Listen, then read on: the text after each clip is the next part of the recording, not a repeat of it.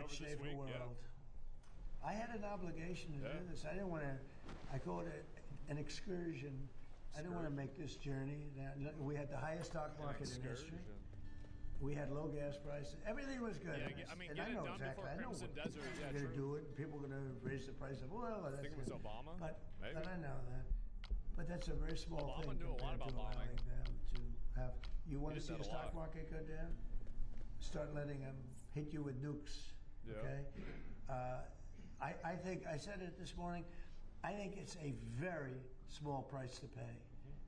And frankly, I thought it was going to go down much more, if you want to know the truth. I assumed that it was going to go down much more, only because people don't understand to a large, it's a big chess game at a very high level. It's a very high level chess, the highest. And I'm dealing with very smart players. These are smart people. They don't get there. You know, when you deal with some of these people, you're dealing with high level intellect, very high IQ people. These are not Jasmine Crockett and her group. These are smart people. These are really smart people, and violent people, and vicious people, and some very nice people. And some are very nice but violent. They turn violent. But you know what? If I didn't do what I did, we would have been hit. Number one, very important, was the termination of Obama's horrible deal, and number two, this beautiful plane hitting them 8 months ago, whatever it was, and taking out their nuclear capacity. That totally threw them for a loop. If they had that bomb at either time, 5 years ago or 7 months ago, if they had that bomb would have been used almost immediately. Mr. President, two questions on domestic policy, bringing it close to home. First of all, the Save America Act, what are you expecting this week when this vote takes place in the U.S. Senate? Will the Vice President's vote be necessary? I think it's imperative that it gets done. I'm not sure it is. You know, the Democrats have horrible policy. It's just incredible. But they stick together. It's the one thing they do. They do.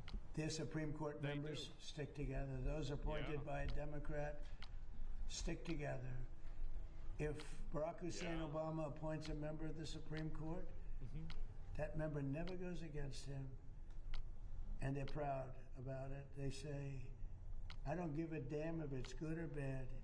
That man appointed me, and I'm never going to let him down. I don't say that's right, wrong. I just say they stick together. Republicans go the opposite way. If Donald Trump appointed me, I'm going to show the world that I can be totally just and I can be independent of Donald Trump. He's making fun of He's not controlling me. Yeah. And I don't want to control them. I just want to have smart decisions. They gave us a decision on tariffs the other day that won't change tariffs. We got I can Clarence do it a different Thomas. way. I was knew I could do it a different way. This was a little quicker, a little just easier. Need 8 more of him. But they gave it a decision that could cost this country $500 billion to pay people back, because now I have to start the tariffs all over again. Very simple. Base, and what happens with the money I've already collected? Yeah.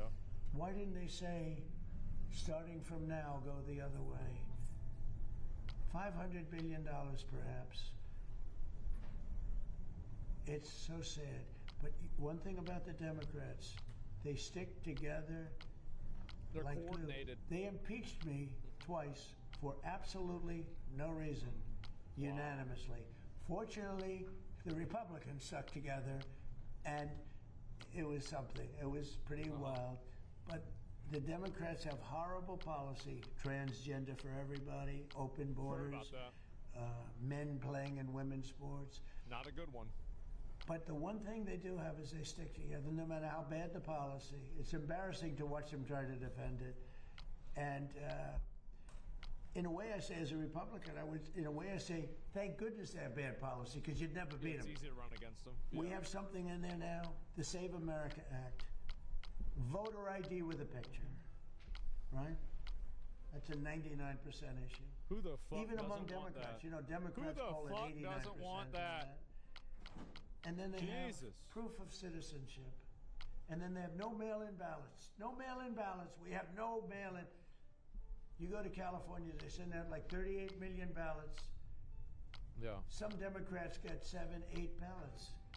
Republicans are a lot of times calling in, where's my ballot? Where's my ballot? They're lucky to get one. Jimmy Carter, probably the greatest thing he ever did. I thought he was a nice man, not a great president, to put it mildly. Yeah, How kind did of his a attack retard, work huh? out in Iran? Not too good. I think ours is slightly better, Yeah. wouldn't you say? But Jimmy Carter, the one thing he did after he left with Scoop Jackson and some others, they formed a very elite council. Get rid of mail-in votes. Committee that Yeah. came out and said very strongly, no mail-in ballots, because Who if the you hell have- does not we're have the ID? only country in the world that has According to mail-in Democrats, ballots like black we do. people. The only country in the Black whole people world. can't People get tried IDs. it. France tried it and they went away. They don't know where the DMV is. They're now doing paper ballots, watermark paper, which is very can't hard or to cheat. they can't afford So- computers. When you look at what happens with this country, we really have to fix it. That'll be very popular. The other thing we put in there, just as best of, I call it the best of Trump. We have the three I things call it just the said, best of Trump. right? But then I added on no men playing in women's sports, and I added in no transgender surgery, the mutilation of our children. Who would do this? We have no mutilation of our children. Who would do this? No transgender. Oh. I think they say that's an 80% issue. I think they're 99% issues, but Who whether the they're fuck? 80% Yeah. or 99. The problem is we have a couple of Republicans. They shouldn't be allowed. They they're shouldn't be horrible allowed people, to. Yeah. and they're willing Yeah, to fuck vote 'em. against anything.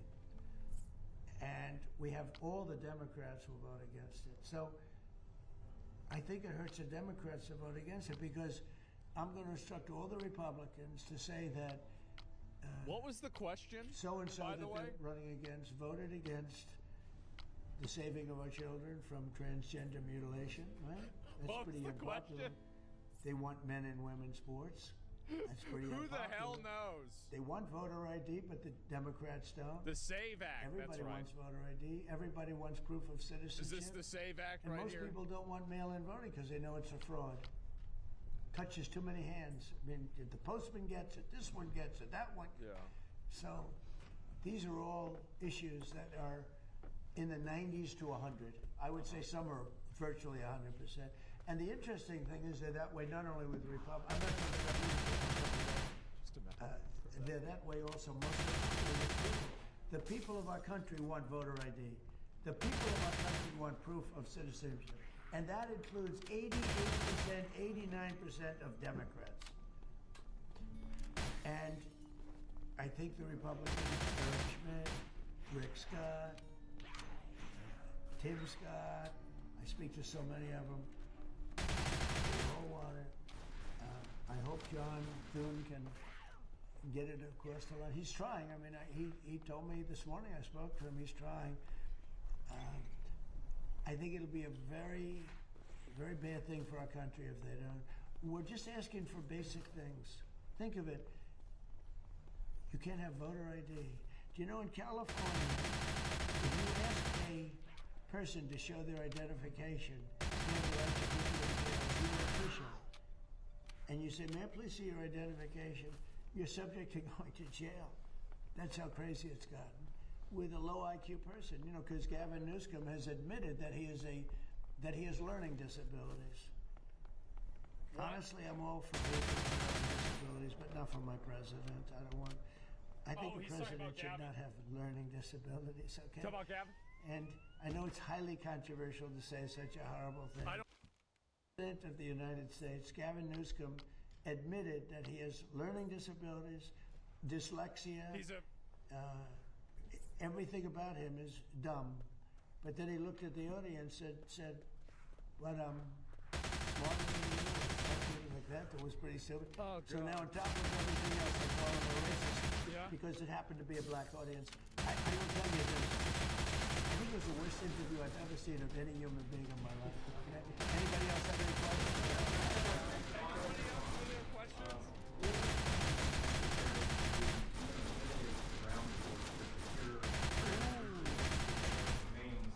He's not gonna say. You need to go in together.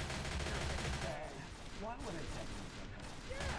And, you know, I did say before, sir, when you attacked Cargyle preoccupied talking. He asked me these questions. Yeah. And I don't want to be mean, but they're simple questions. If any president asks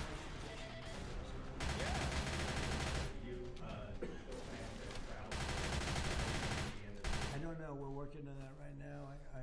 We're speaking to China.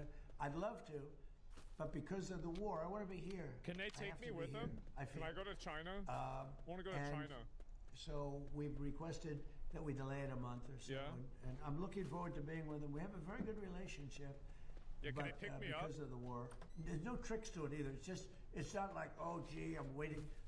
It's very simple. We got a war going on. I think it's important that I be here.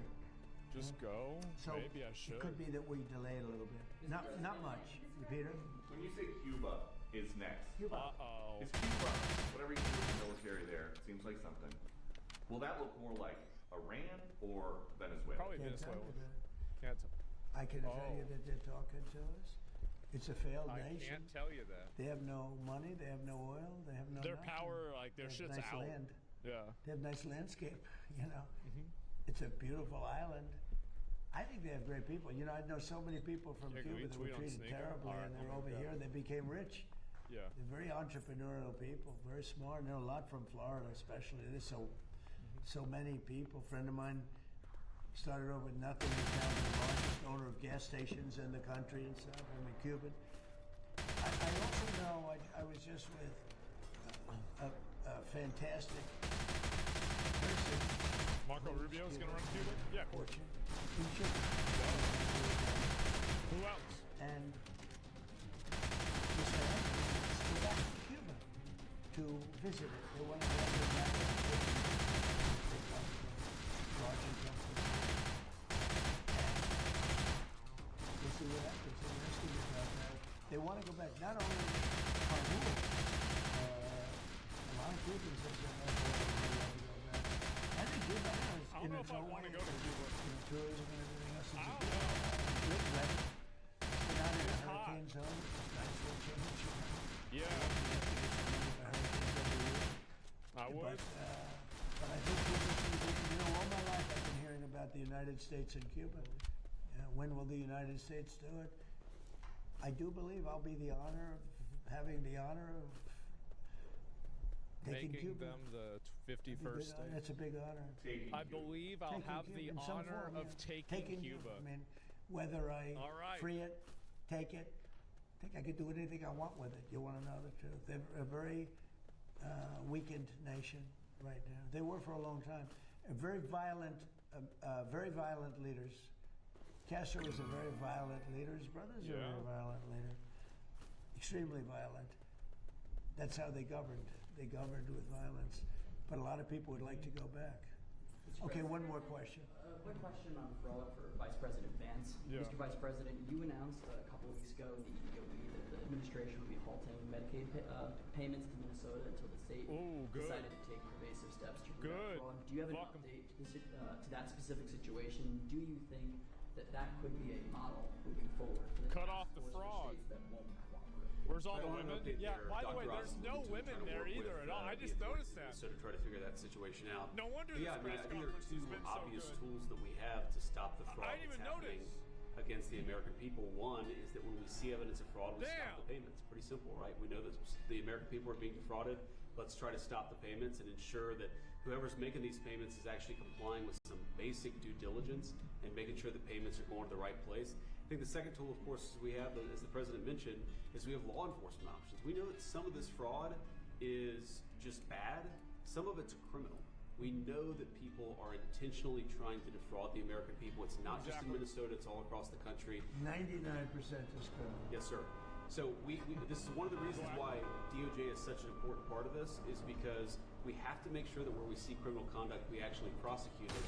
And the president's talked about this a lot in the past. I don't think he repeat it, but it's worth noting that so many times when we find people engaged in really bad conduct, you know, the local judge, the jury tries to stop it. One of the cool things about what we're doing is we're trying to take some innovative steps to ensure that when we find criminal fraud, we can actually prosecute it all the way through. She wanted one question. Where's your main camera? Is it this one?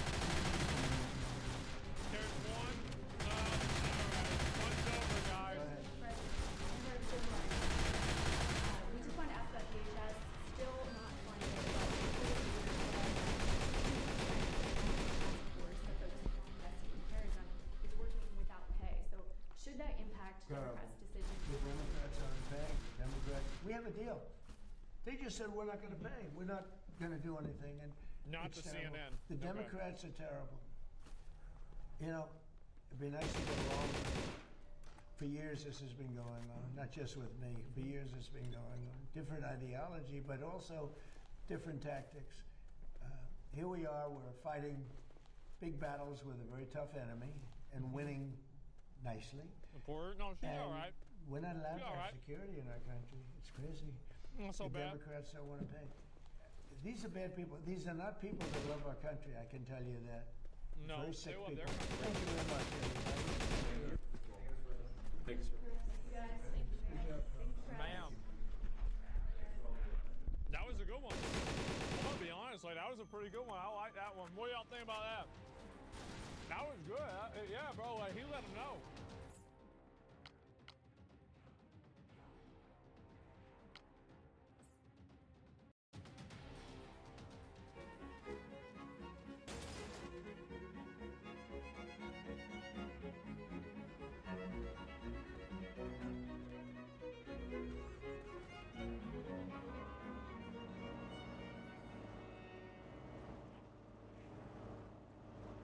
So today I have the good fortune of speaking with Mr. Matthew McConaughey, who's one of America's most recognizable actors, and I guess, according to his peers, also one of America's best actors, as he's won an Academy Award and multiple other awards. And we started communicating about a year ago, and he's also been on my daughter's podcast. And after recently wrote a book, Green Lights, which we're going to talk about today. I've read that, and I'm looking forward to discussing it. There's all sorts of things I want to talk to Matthew about. So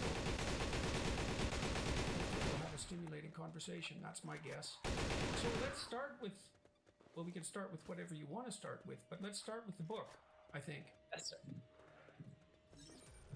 Tell me why you wrote it and when you wrote it and what you want people to know about it. Yeah, so I've been keeping journals since I was 14 years old. And so I guess starting 15 years ago, I would always carry this treasure chest full of the journals I'd been keeping. And they were filling up that treasure chest. And I would take it with me to any place that we went for an extended amount of time, put it over there to the right of my proverbial desk and go, have it there, because if you get the itch and you get some time, I dare you to go in that treasure chest and see what's in there. Well, I've threatened to open up that treasure chest and see what those journals held for the past 15 years. Didn't have the courage really to open it up. Didn't want to make the time to go in there because I was intimidated of looking back at years or how many years of my life. I'm not one for really liking to look back over my shoulder. I'm somebody who likes to, I'm still someone who rather enjoys making the sandwich more than eating it. Actually, I like making my movies more than eating my watching. I like doing things, moving on, and then heading forward. So, Well, you must have had some idea too when you were making those journals, at least in principle, that you owed an obligation to yourself at some point to look back over them. And I can see that that would be intimidating because you're creating a task for yourself, a task of reconsideration and contemplation, I suppose. well, my excuse was, when I die, Camilla will open them up, and if there's something worth sharing, she'll do it. Which wasn't used in martyrdom, if there's something worth it. So I maybe it was coming across 50. Unconsciously, I didn't think about 50 as a number of a time to be retrospective, but I had some time on my hands, and I had read an article in the New York Times that a young man had written, and I liked the article. I go, oh, this guy gets me, in a way that it was the first article I read where he had weaved all different times of my career and life into a thread, instead of sort of like saying he was this then and now he's this, and this then and now he's this. So he'd strung them all together, and I liked his style of writing, and I asked him to come on and be a ghostwriter for a book. We met one time. It was a good meeting. We thought it was going to be a little hardback book that you could put on the back of the toilet that every college kid could take to school. You could open it up, any page, maybe read a truism or a bumper sticker or something, and have a little aspiration to have that with that. Well, the New York Times pulled him off because evidently they weren't allowing other writers to work with some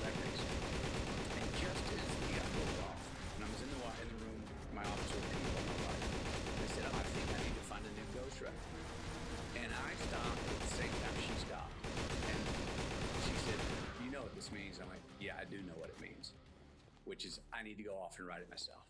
So she said, I packed up all the journals. She said, don't come back until you got something. And I headed off with 15 gallons of water, I don't know how many pounds of red meat and my favorite libation. And I went away to the desert. The first 12 days were sort of no electricity, me with my journals, no cell reception, nothing like that. I wanted to be forced with nothing but my past, and find some entertainment in that at least. And I feared being embarrassed. I feared feeling ashamed. And I feared seeing a arrogant little SOB that I was in the past. And I crossed all those things in looking back at my last 50 years. But what I noticed was that a lot of things I thought I'd be embarrassed about, I giggled at. A lot of things I thought I'd be ashamed about, I had already forgiven myself for, or now forgave myself for. And a lot of the times where I was an arrogant little SOB, what I realized is that if I wasn't the arrogant little SOB at that time, I may not have had the confidence to put myself in a situation to get absolutely humiliated and humbled. So I sat down with the journals. I remember going into thinking it was going to be more academic, thinking that that's what it was. After day 5, I realized, no, there's actually more folk poetry in here and stories to tell than the academia. So I backed off and said, let's just see what the journals reveal themselves to be. And I ended up with 8 stacks of all the journals. I said, what are some themes? A big stack of stories, a big stack of people, a big stack of places, a big stack of prescribes, a big stack of poems, prayers, and published stories. So I had these 8 stacks. I said, okay, now let's sift through those and see if we find a central theme. And that's where green lights came from. I found that I had engineered green lights in my life through responsibilities taken yesterday, which bore me freedom today. I found that I'd gotten just plumb. I have no reason why the fortune landed in my lap. There was no reason why, but I said, well, let's make some rhyme out of this and do something with it. I found that also a lot of my yellow and red lights, those things that we don't really like that slow us down or make us stop, all had lessons that they revealed to me, which then made them green lights, or at least gave them green light assets. And then I also found that that the art is sort of in approaching the yellow light.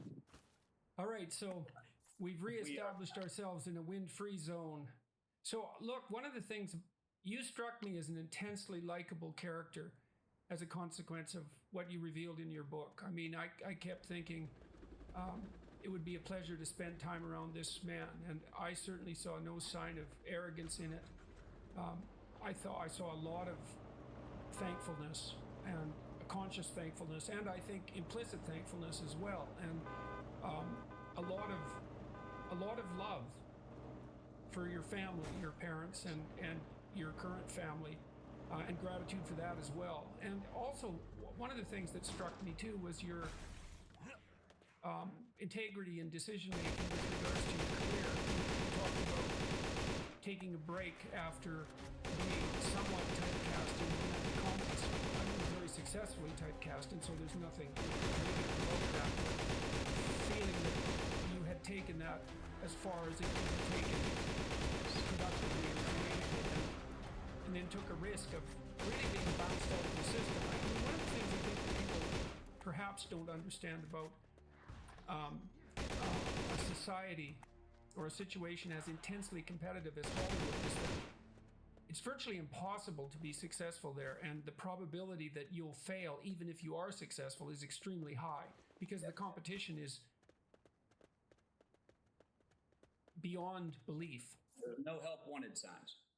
No, definitely not. And so if you decide to do something like think, well, I've been successful in romantic comedies, but I don't want that anymore, you're throwing away something that's virtually impossible to attain. And then to imagine that you might recreate yourself in a different guise and be successful, it's a big risk. You see this often when actors fail to make the transition from television to the big screen. And that happens far more often than it doesn't happen, even if they have a very successful TV career. So all of that was extremely interesting. Now, okay, so you were out in the desert writing your book. How long did it take you to sort through all the material? I went off into solitude 5 different times for 10 to 12 days apiece. The first trip out was to the desert for the first 12 days. And that was basically to see what I had. I came back from that feeling like I had something that was personal, that might be worthy of being between, two hardback covers.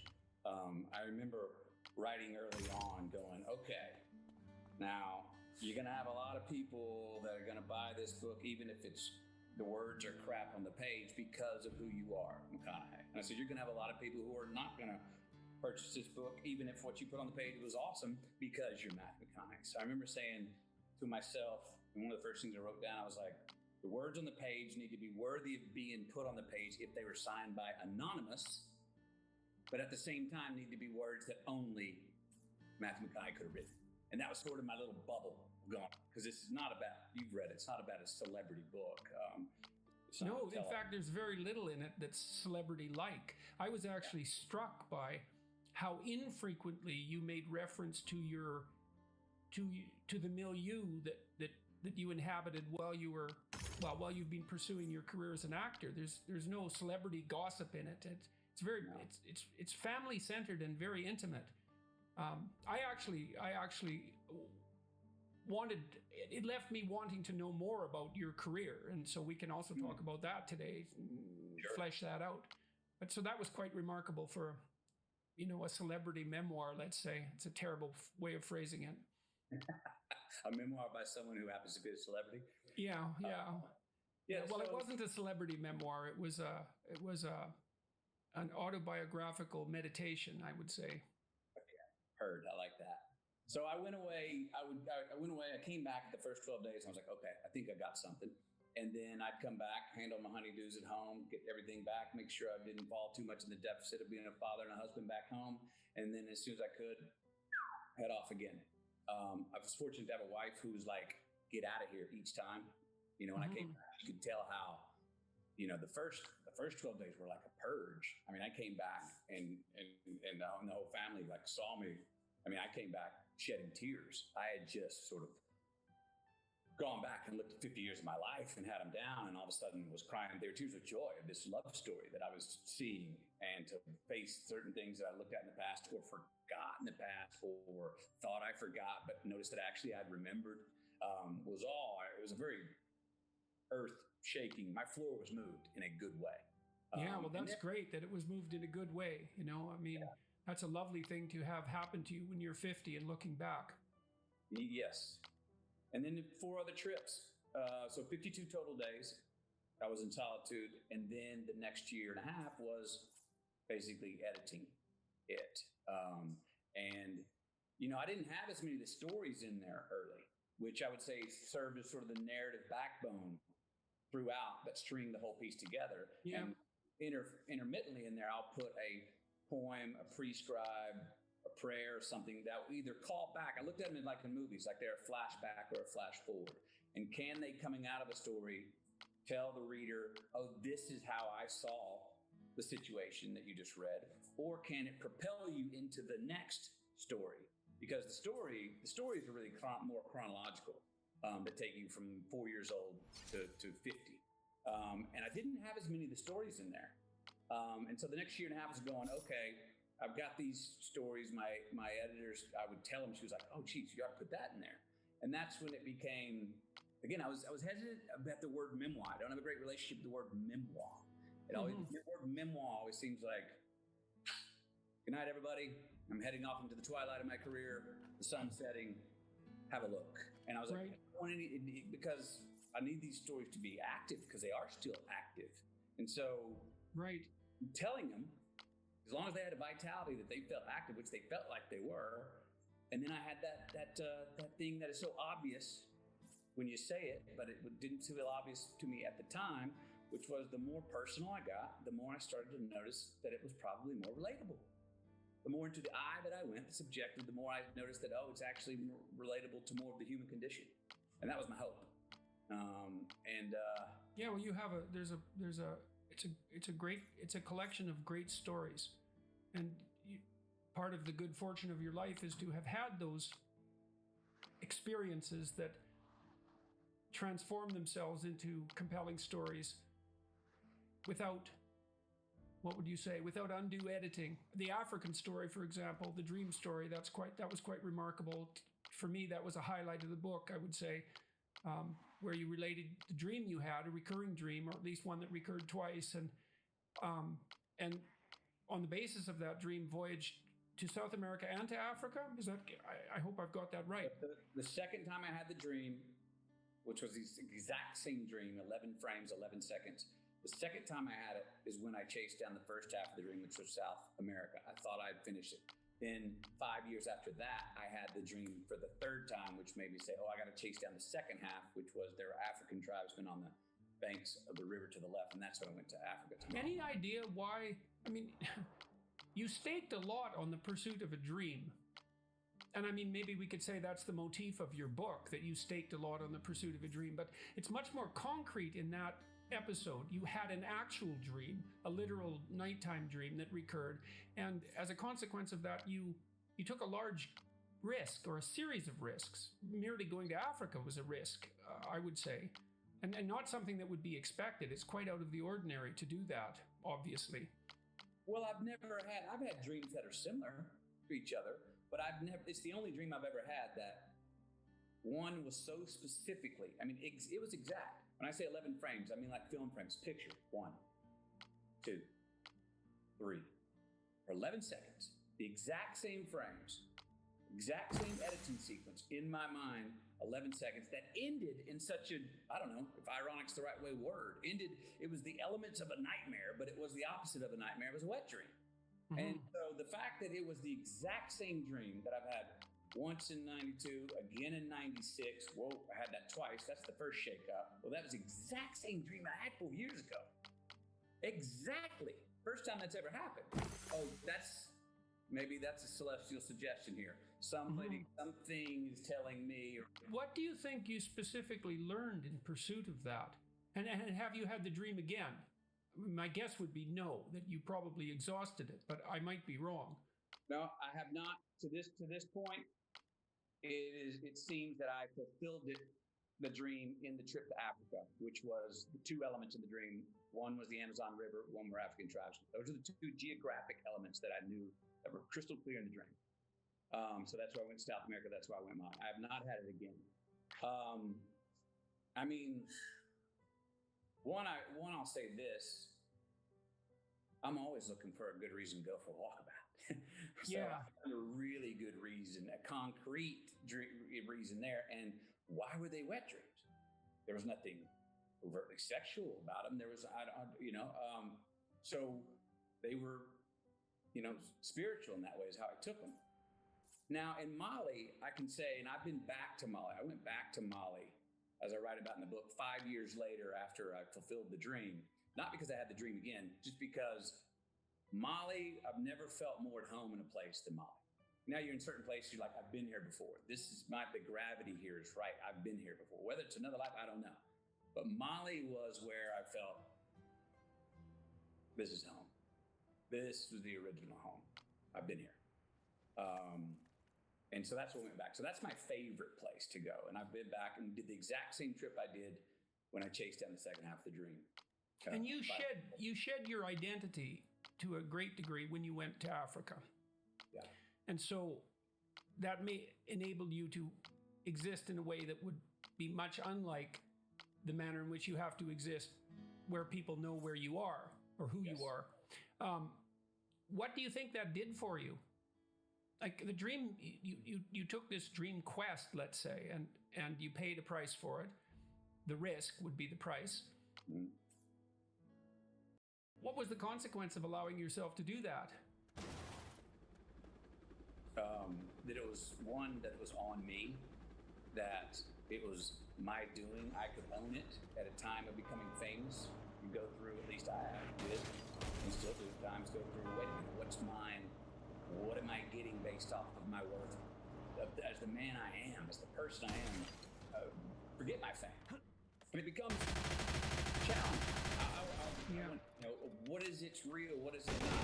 Men are not able to just follow me because I just had a big box office hit. And wait, the person that I've had kids, Christmas, then now I have two movies that didn't do well, and that person won't return my call. Wait a minute.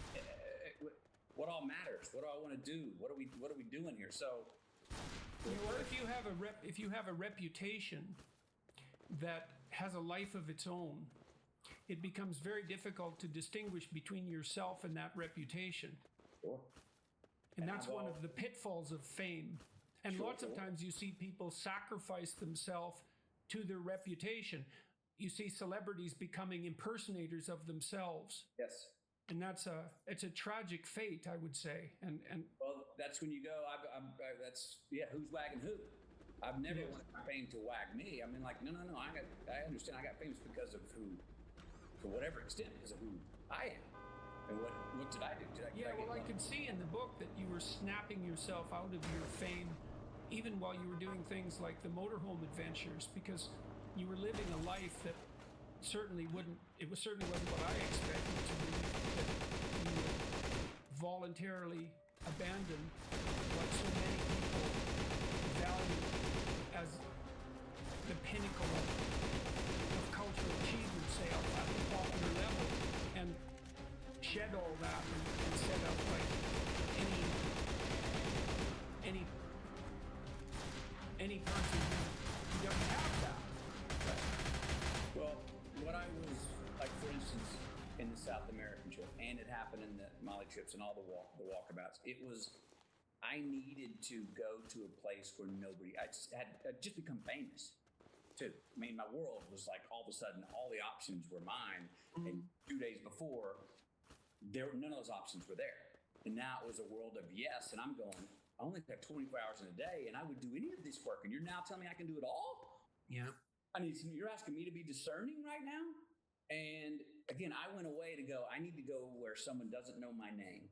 I need to go away where no one's seen my movies. I want to go where there's no electricity. I want to go someplace where those hugs and tears when I say goodbye 22 days later are based only off of the man they met 22 days ago.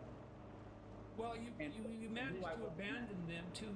One of the problems with being famous is, and I suspect this is particularly the case with the kind of fame that you have, is that it must be very difficult to distinguish between people wanting something from you and people enjoying your company and liking you.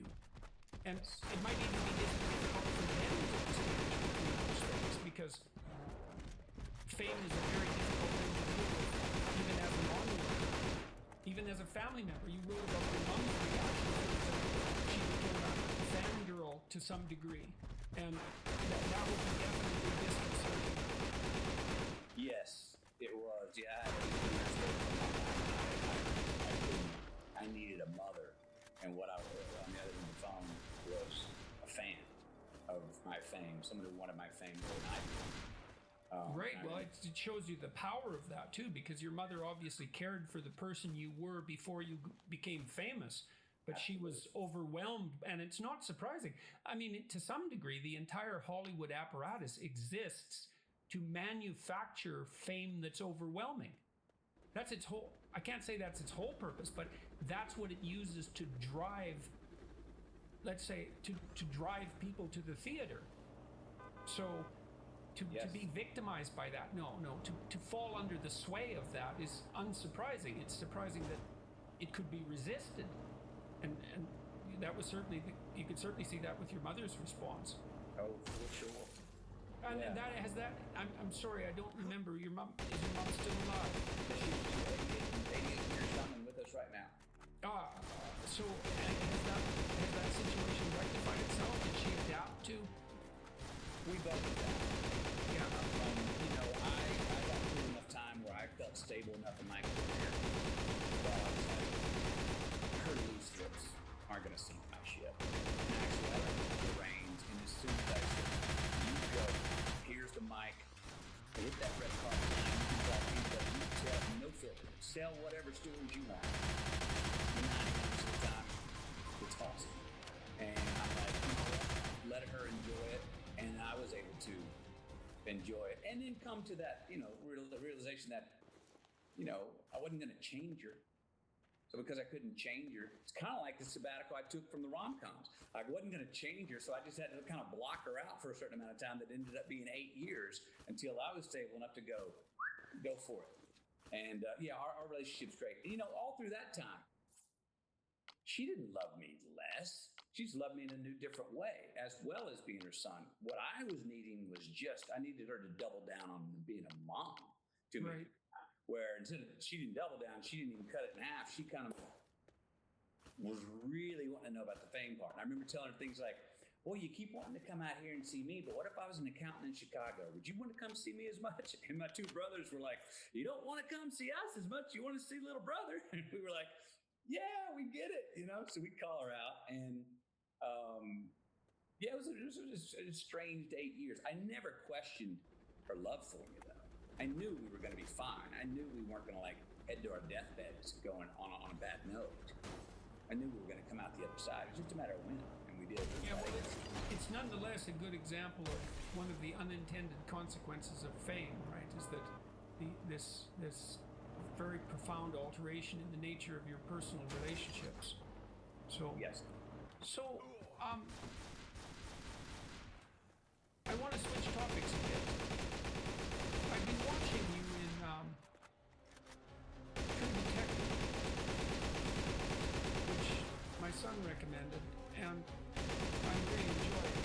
I believe you said in the book that the script leapt off the page for you. It did. Second character, Rustin Cole. Right. Yes. You were offered that role. Yes. Yeah. And I said, guys, I understand where you're going. The guy who paint to see what out of his mouth was this guy. And they were surprised. Yeah, well, they're both complex characters, so you can see that either of them might be attractive. But I was quite struck by your characterization of Cole. It reminded me of Heath Ledger. That's why I wanted to talk to you about it. You play a dark character very well, if you don't mind me saying so. I mean, it's believable. I've known some dark people, and your portrayal is believable, very believable. And so that makes me wonder what price you pay for that. It's kind of a cliche, you play a dark role and it invades you, but it isn't obvious to me how you can play a dark role without it invading you. And then, or at least you have to allow something dark in yourself to come out and respond to that. And you're very different on the screen playing Rustin Cole than you are in a romantic comedy role, clearly. And it's somewhat surprising to see that transition, which I guess is why other people might be surprised by that too, which is why you actually had a bit of a hiatus when you stopped taking rom-com roles. But I'm curious, what were the consequences for you of playing that character in particular, but dark characters in general? The dark characters, the baddie, usually has so much more identity than the white knight, than the hero in stories that I read in scripts and things.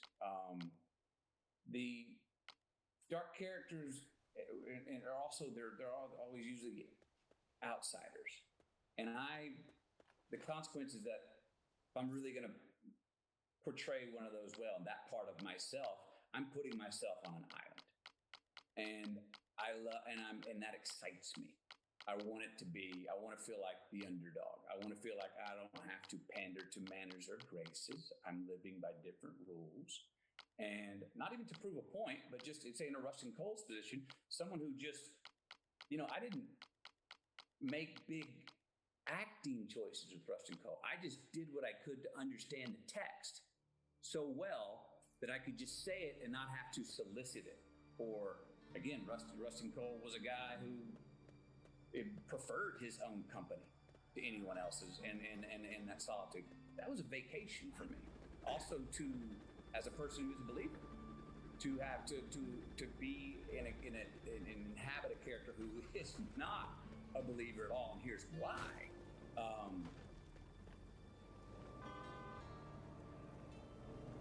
I've always thought this was odd. At the time that I chose and wanted to go and have a rusting coal was the time when my faith was strongest. And if my faith would have been strong, I might have been a little more fearful of going so deep into this immense mind So you had some protection. Very nihilistic. He reminds me, there's a philosopher in South Africa who's an anti-natalist. Unfortunately, his name escapes me for a moment. I had a debate with him a couple of years ago. His basic premise is that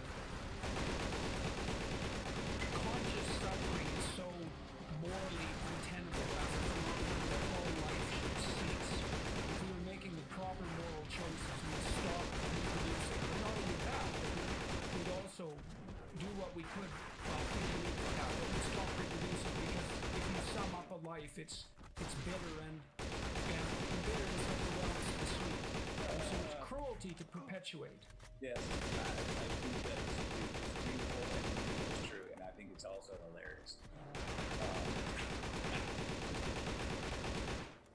What strikes you as comical about that?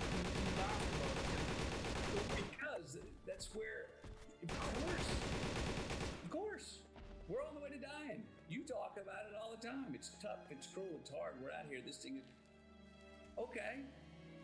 I'm in. So that's inevitable. That's the strange thing, and I felt too. I mean, I can certainly understand the argument. But I hear it, and it adds up. But if that's inevitable, which I think we can all say that's inevitable. It's like we're on the way to dying. It's over. We'll never know if this is the end or not. So or if there's anything after it, and it's hardships and overcome. Okay, since that's inevitable, and we got to do this thing anyway, if we're choosing to stay in life another day, so what's a better way to go about it?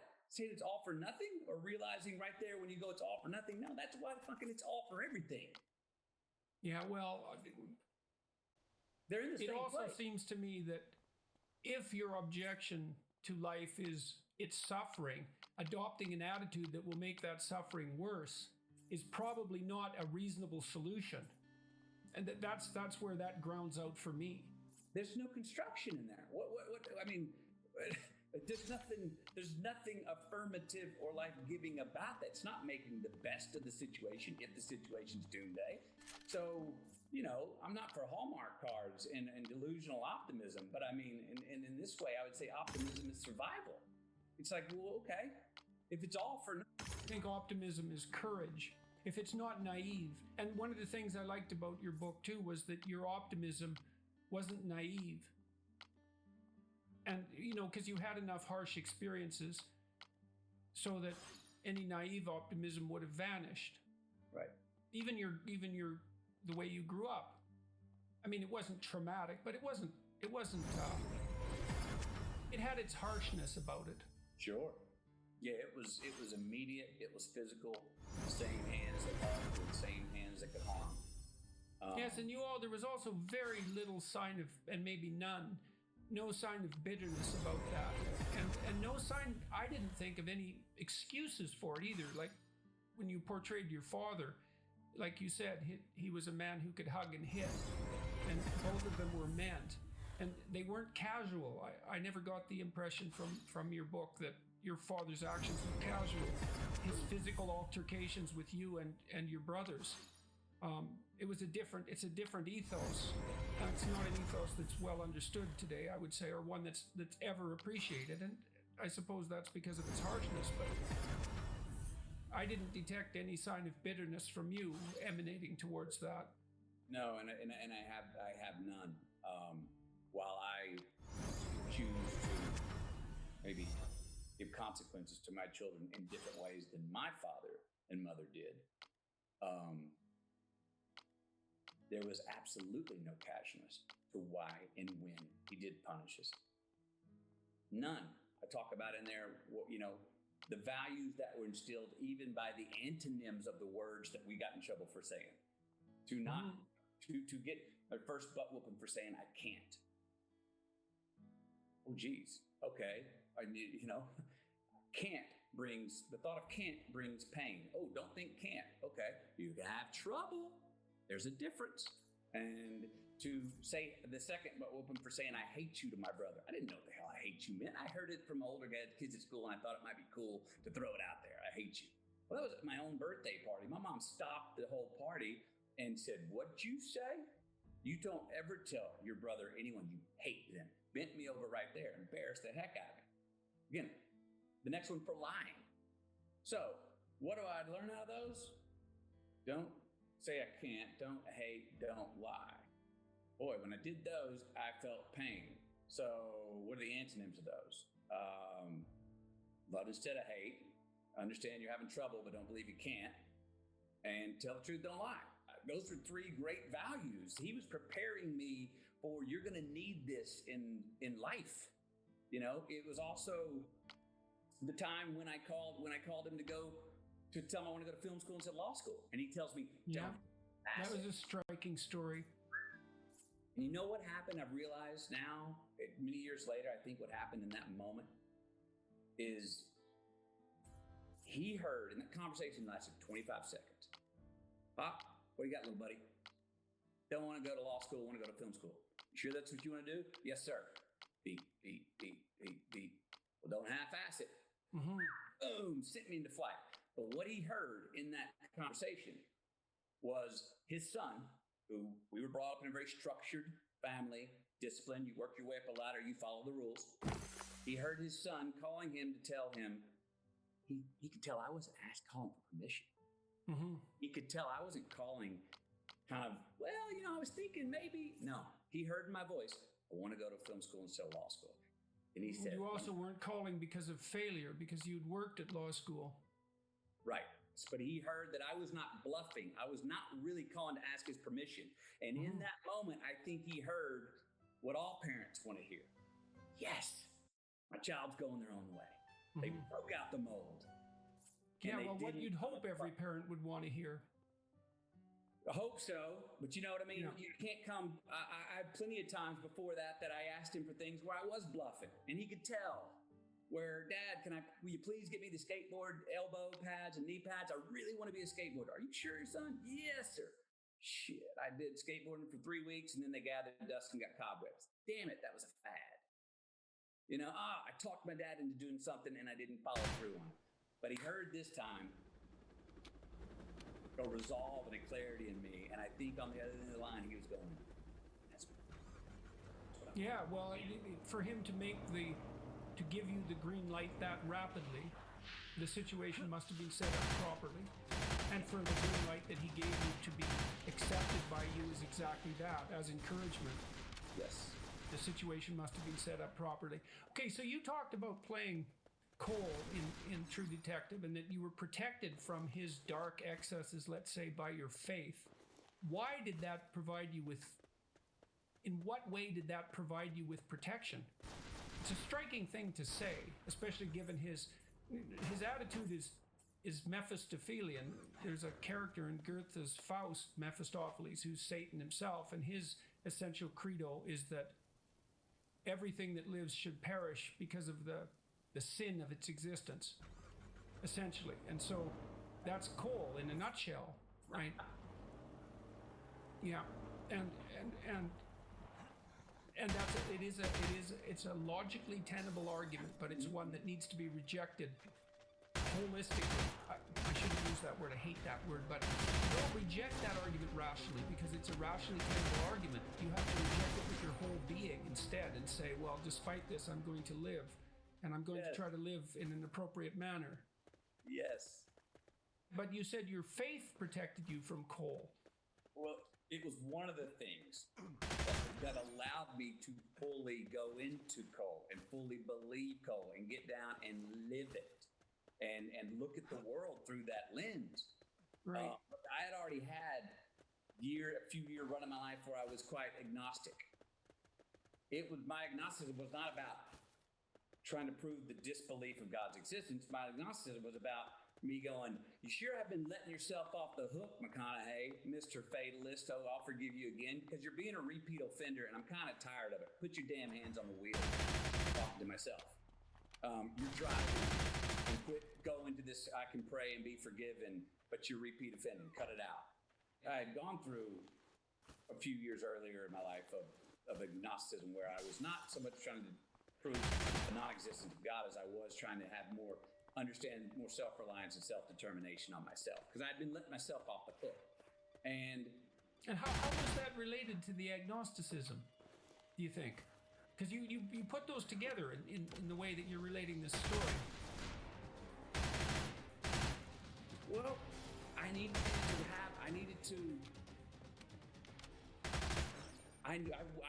to feel like I was wholly responsible for myself and what happened to me. That I was not going to let myself slide. There's an ideal calling to you then, eh? Like when you experience yourself as ashamed by your own behaviors, what that means is that there's an ideal inside you that's trying to manifest itself, right? Because you wouldn't be ashamed if you weren't comparing yourself to something better. And the question then becomes, well, what is that better thing that you're comparing yourself to? And it's an ideal. And then the question becomes, well, what is the ideal? You know, and that's the sort of fleshing out what that ideal is that's the function of religious thinking. And so that's why I was interested in your comment about agnosticism. You know, in Revelation, in the book of Revelation, Christ comes back as a judge. Even though he's a figure of mercy, let's say, he comes back as a judge. And the reason for that, this is from Carl Jung, the reason for that is that any ideal is a judge. And so if you posit the highest ideal, then you put yourself in a position where you're judged, and that's when your conscience tortures you. And so you can discover your ideal that way by having a dialogue with your conscience and say, well, I'm not living up to who I should be. Well, who should that be? Like, where does that figure come from? Well, that's a great mystery, that. It's the higher form of being that you're capable of manifesting that's calling to you. And let me say this, it was a version of when my mortal father, died. I wrote this about being less impressed and more involved. I sobered up. It was time to become a man. It was time to quit relying on the fact that I knew he had my back. He was above government, above law. If I really got in a pickle, he had my back. And now he's physically gone. So this was, I'm going to discard my spiritual father and say, no, we're racing to the red light, buddy. That's all it is. So what are you doing while it's here? There's one play, and you go until you die, and that's it. So what are you going to do? Don't be let yourself off the hook thinking, well, there may be life after this. Stop it. So that's what I'd gone through that. My feeling come out of that, and I didn't feel this till later, because I allowed myself to stay in the midst of being really scared of, oh my gosh, I'm not going to get struck by lightning here, was that my God was going, thank you. Yes. Which more of us would put our hands on the wheel, or we throw this fate card out there really lackadaisically, like, oh, inshallah, c'est la vie. I believe, well, you know, okay, if that's it, then ride around and run all the red lights. Get your damn hands on the wheel. Yes, you are supposed to be self-determined. So that got me and woke me up and sobered me up into that position. Now, the going into the rusting coal, I'll say this. So I found that in I call it like almost like a boomerang reverb. Wherever I am strongest in my own life, I like to go to I actually can inhabit the opposite even better. The deeper I go into whatever would be to create the opposition. Meaning, when I've played prosecuting attorneys, I actually usually believe in the defense's position more and study their defense more, their position more, which then makes me again feel like an underdog over here to go, well, I really got to know what my argument is, because I actually kind of agree with them. When I play defense attorneys, I'll usually agree or push myself to a point of agreeing with the prosecution. Well, at a time where my faith was the most fulfilled, Rustin Cole was like, here's another what I call a boomerang reverb.